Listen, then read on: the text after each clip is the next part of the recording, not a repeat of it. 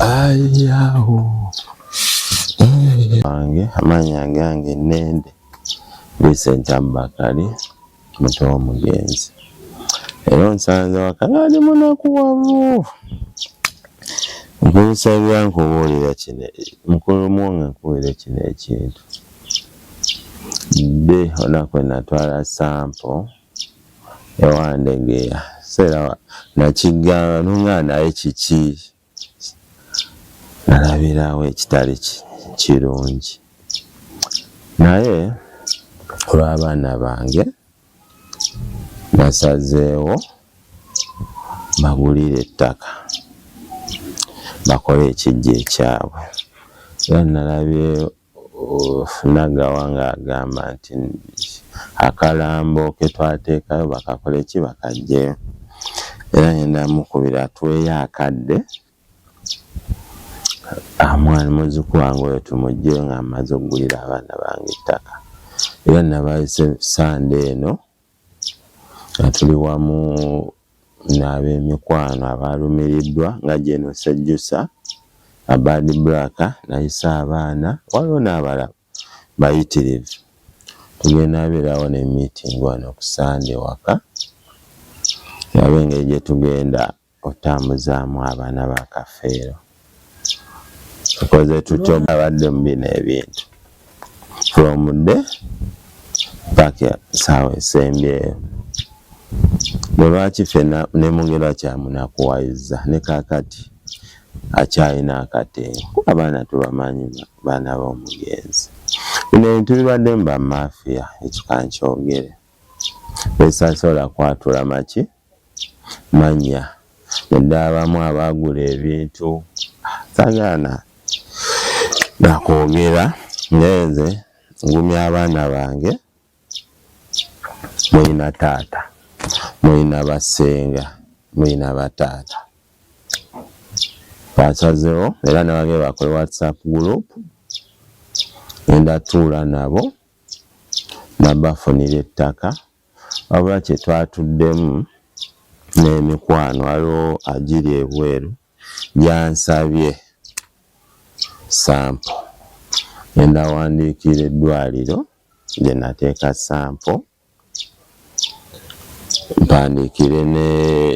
eddwaliro mpandikire ne kooti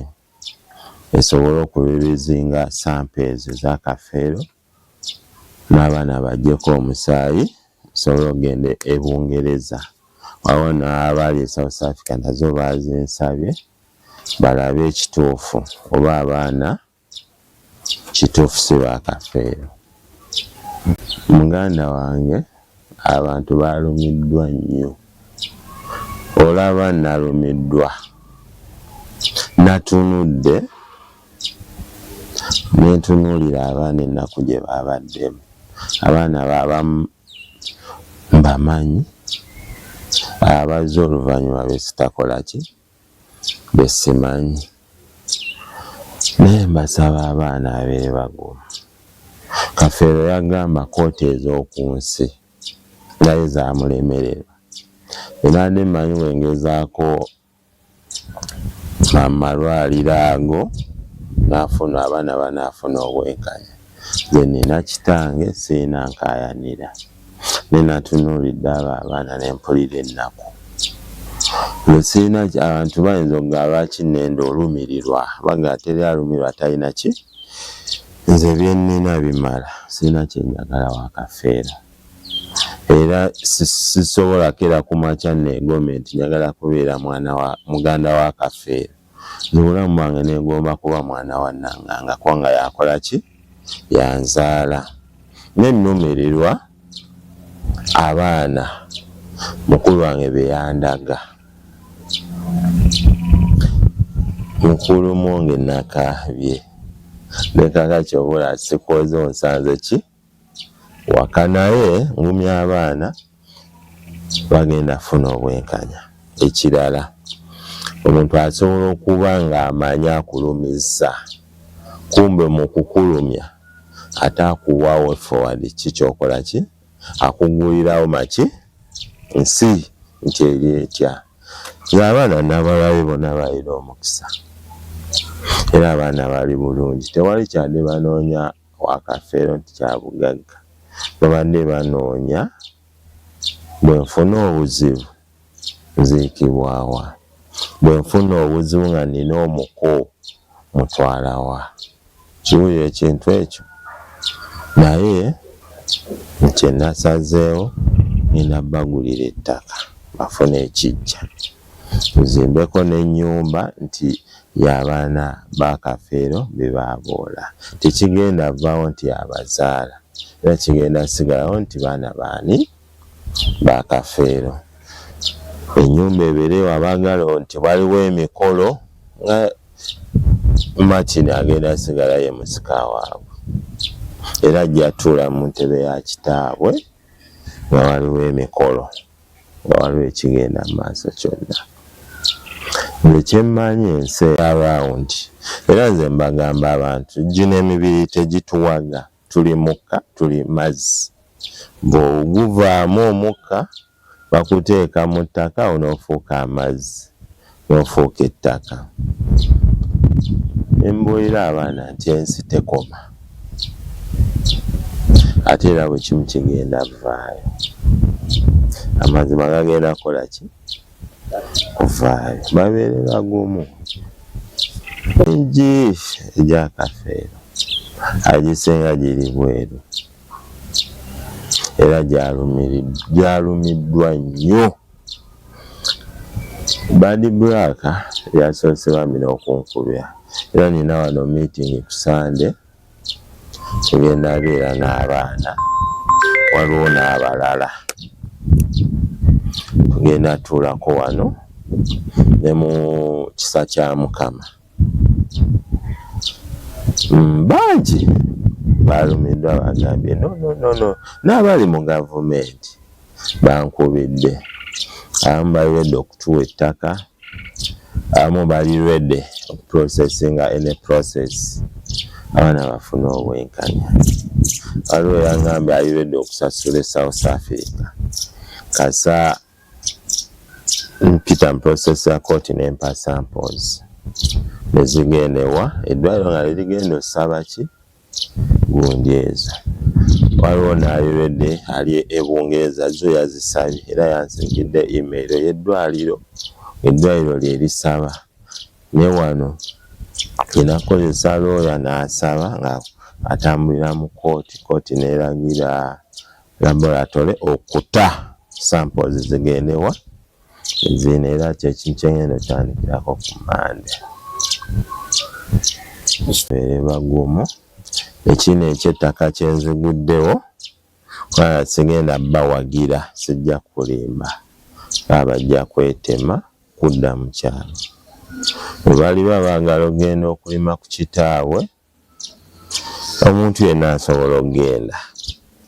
Nange nakangende nnimeku eyali sereebu,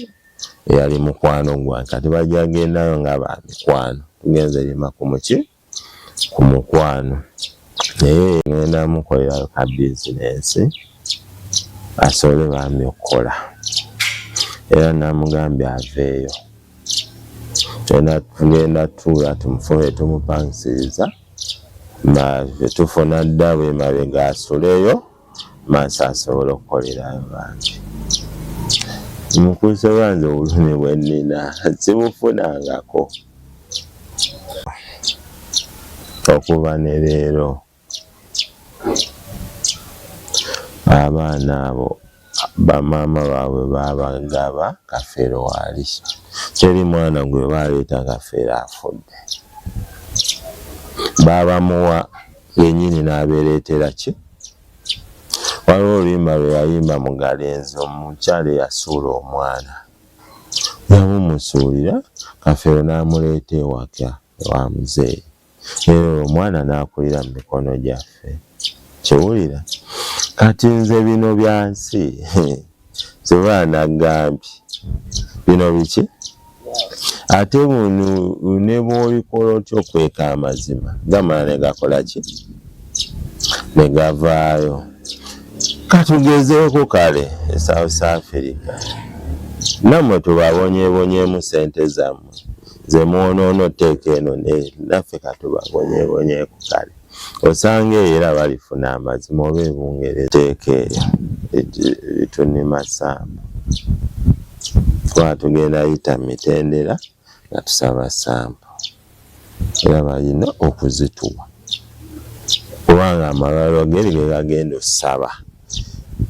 nze omulimu gwawe gwakukola paperwork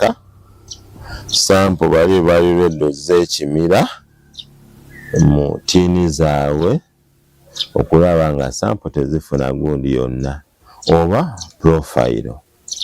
kwa profile yakoze eki yafulumye kitegedde kati bo bayinza osabira ddala sampo bo bayinza osaba ku sampo nga tebasabye profile kwanalabe mbaluwa gyengenda ogikuwa looya Luzige bo basabye tebasabye profile basabidde ddala ki sampo nti tebaagala profile basobola ogicupula naye baagala ki sampo zennyini bo bakozese gundi zaabwe nabo bagezeeko abaana babagambye eddala ekituufu muzzukulu tewali mwana yafudde bonna weebali tewali mwana yafudde waliyo bazzukulu tugambye munaye tubajjeyo era ndagwira abaana ettaka nalina obuyambi ajja kunkwasizaako badde mplaninga gula yiika nga 3 nenkyalinawo sente za yiika ki abaana 21 nze abaana bange era njazimba nabo mukulu wange yabandaga baŋŋaanire bayandigambye nti nende sikyakola ki nange abano baana bange era emiitingi tugenda otulamu ne badibaka ku Sunday ne General Sejjusa n'ekisa kya Mukama bambi I respect bambi abo abaza abantu kisa kya Mukama weebale badibaka weebale General Sejjusa weebale bayidawo naani nona akwera ebyokulonda abaana bange mbakoola Sunday tugenda tuulako ewaka ebulenga bbira nakawugu ku Sunday eno twegeyeemu tulina engeri gye tugenda otambuza obulamu abaana ba Kafeera baleme kuba bambi tubagumye amazima gajja vaayo yagambye atya waliwo yankubidde ng'akwesa ennamba n'aŋŋamba nkuwangudde ondabye saagala oddemu mpulire ng'oyogedde ku kintu kya Kafeera emugamba ate abaana bange bongobako oba oli wakunzita ndibedde okukola ki kasa abaana bajja kunzika webali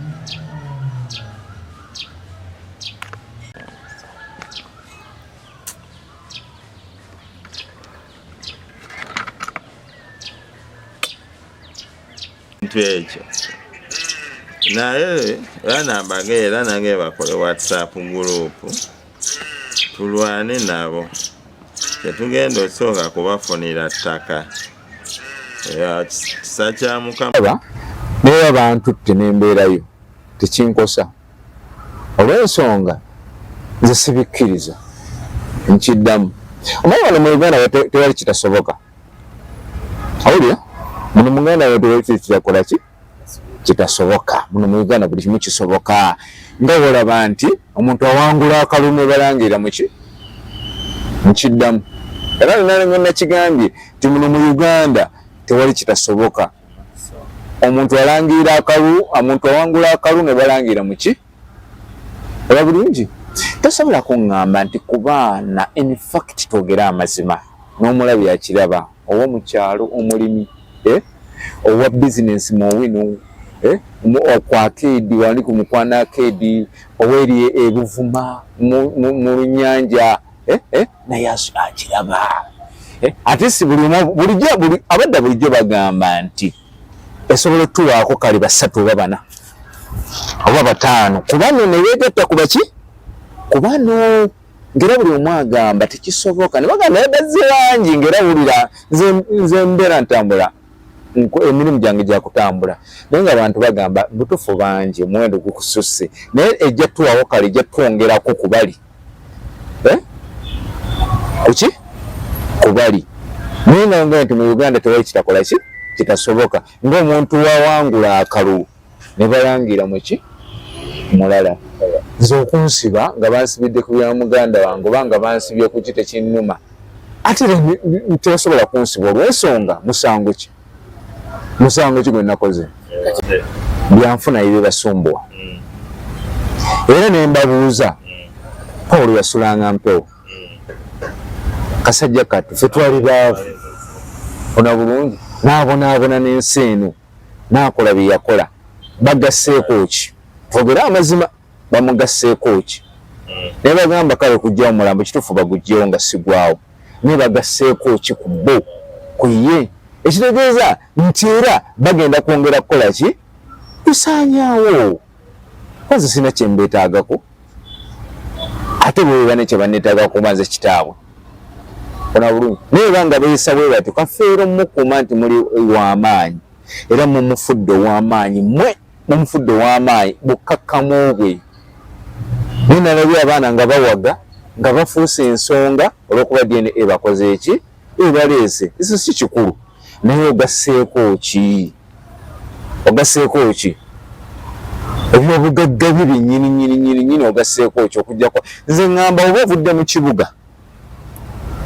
ng'ogenze mu kyalo olina kuteekayo kiyumba kya mbizzi oba kya nkoko si kutunda obule bulungi nkiddamu weefubutuke ne bavuga emmotoka n'ogenda mu kyalo wali emasaaba ogenze kugattako si kutunda bagasseeko ki era nze byaki naye twogera amazima mwatulabye bannayuganda twandikubye obululu mwatulabyewo nga tusanyuka era webalangiridde abo abaana ba Kafeero twakoze tuti ne tusirika olw'ensonga nti abaana abo kitubasuubiramu si kyetulowooza si kyetukola ki tulina abaana abasigaddeyo nga babuvunaanyizibwa kati nze n'ogaa nti ogenda kunsiba nsiba kuba tebinyikwatako olw'ensonga binsiba lwamu abaana abo nze ŋŋamba bikyeyongerayo bala mutalina buzibu bala musajja mutuufu nnyo ye yakoze buli kyalina okukola ki neŋŋamba nti bino ebya Uganda bizibu nze mbadde nsaba bwe nti naye ne muganda wange ono era kisoboka waliwo n'abalala butandise okukwatagana nabo abantu abavunaanyizibwa mu gavumenti ebintu bino bisukkeko wano ebinaagenda okusukkako wano ebigenda ne bidda nga y'ebyo tukkirize tukole ki tugenda kukkiriza Uganda tubiganye nga weŋŋambye nti mu Uganda tewali kitasoboka eby'Uganda tubiganye nkiddamu ekijja kijje eby'Uganda tukoze eki tubiganye kubanga mu Uganda tewali kitasoboka nga wenagambye nti abasajja bawangula wano obululu nga tebabalangirira na wano wekyabadde n'ebya Uganda tebikola ki si bituufu nze mbadde ntesa bwe nti nti ebintu bino byeyongereyooko bigende mu maaso kubanga bayidawe abantu bakubye dda amasimu okubeera ndani okuva wa Amerika wa bonna bagamba tubadde tusaba ebintu bino bisukkeko ku Uganda byeyongereko ewalala obula bulungi kubanga wuliriza nga tulina kye tutaasa nga tulina kye tubadde tugonjoola ng'ate abali mu nsobi bwe bayiseemu abali muki munsobi bwe bayiseemu kati twafunyeemu ki nagambira oyawaaba abaana ne mugamba gwe kijja kunnuma nnyo nga Kafeero we yeebase mu mutunzi naŋŋamba neyeegaanagaana awo neyeegaana naŋŋamba tekisoboka ne mugamba gwe kijja kunnuma nnyo nga Kafeero we yeebase mu mutunzi kuba kati mulina obuyinza obwenkomeredde musobola okukola bye mukola ki bemwagala nze tekindya bino mbyogera ndi open kijja kunnuma nnyo nga Kafeero we yeebase bamutunzi era nagambira oya waabwe nimbaga kati mulina obuyinza obwenkomeredde musobola okukola buli kikola ki antu kano olaba labalo lezo twabaddemu ng'oggyeko Naggulu laboratory yakola ebyasooka siwe kyali siwe kyakola ki laboratory yani kituufu ya gavumenti naye wabaawo omukulu akulembera ekintu ekyo nze ngamba laboratory ezo kituufu kiba kya gavumenti naye wabaawo ali mu nsonga ezo era nga kampuni eyo tayagala egwe nze nkiddamu bwe nti kati Naggulu yo njijjako kuba Naggulu esobola okukola ebituufu naye bano bayinza okuba nga bakola ebikyamu ebyasooka ate nga tosobola kuleeta ate bino ebyasooka ate n'oleetamu ebiki ebirala oyinza okuba nga wavudde mistake naye kyeŋŋamba nti sigaana nti bano abakola ebyasooka laboratory y'Owandege yakola ebyasooka kisobola okusoboka nogaa nti baali twongeddeko bayinza okuba nga batya okuswala nti banatulaba batya ate abaana be twawaliza nti zasooka ate tubagjeeko balirese abaana baabwe abasooka ne batwongerako okwo kyembadde njagala ne batwongerako okwo ekyabalumye Naggulu talina buzibu mukama wange naye wana awasooka era be bakola ebyasooka kati omuntu yekola ebyasooka aba yeekengera